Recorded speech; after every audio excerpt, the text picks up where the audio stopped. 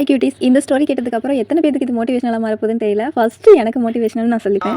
Mic வாங்க காசு இல்லாத ஒரு யூடியூபர் மில்லியன் கணக்கில் சப்ஸ்கிரைபர்ஸும் வியூஸும் என் க்ரோர் கணக்கில் மந்த்லி இன்கமும் ஏர்ன் பண்ணிட்டு இருக்காருன்னு சொன்னால் நம்புவீங்களா? Jimmy Donaldson. பல பேருக்கு அவரோட உண்மையான நேம் தெரியாது.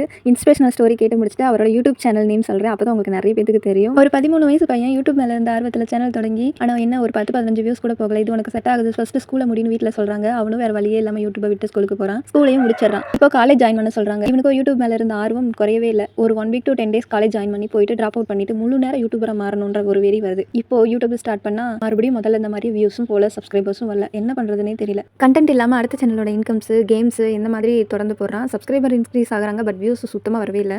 அங்கே தான் அவனுக்கு புது ஐடியா தோணுது. எல்லாரும் போடுற மாதிரி வீடியோ நம்ம போடக்கூடாது அப்படின்னு சொல்லிட்டு 4 to 5 hours 1 to 1 lakh வரைக்கும் கவுண்ட் பண்ணுற மாதிரி ஒரு வீடியோ போடுறான். அது மில்லியன் கணக்கில் வியூஸ் போது வைரல் ஆயிடுது.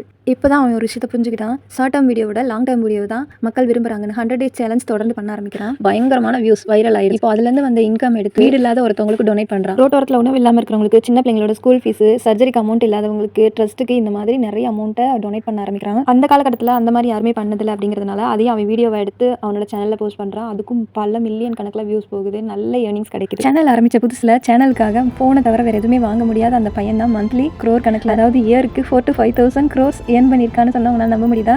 என்ன யூடியூப் ஆரம்பிச்சு கன்சிஸ்டண்டாக வீடியோ போட்டால் எல்லாருனால தான் ஏர்ன் பண்ண முடியும் அப்படின்னு சொல்கிறீங்களா? அங்கே தான் ஒரு ட்விஸ்ட் இருக்குது. அவரோட லைஃப்லையும் அந்த ஏர்னிங்க்கு பின்னாடி இருக்க சேட் ஸ்டோரி தெரியுமா உங்களுக்கு? 5 years யூடியூப்ல ஸ்ட்ரகிள்ஸ் சந்திச்சது மட்டும் இல்லை, ஒரு உடல் ரீதியாக கிரானிக் டிசீஸ் இருந்திருக்கு, அதாவது குடல் பிரச்சனை. இதனால பசியின்மை, தீராத வயிற்று வலி, உடல் சோர்வு, பெட் ரெஸ்ட் எடுக்கிற அளவுக்கு கூட டயர்ட் ஆயிடுமா. தன்னோட உடம்பும் சரி, சுற்றி இருந்தவங்களும் சரி, தனக்கு சுத்தமாக சப்போர்ட் பண்ணாதப்பையும் தன்னோட கோலை அவர் அச்சீவ் பண்ணணும், தனக்கான ஒரு இடத்தை பிடிக்கணுன்றதுக்காக அவர் விடாமல் முயற்சி பண்ணி மிகப்பெரிய யூடியூபராக மாறிட்டாரு.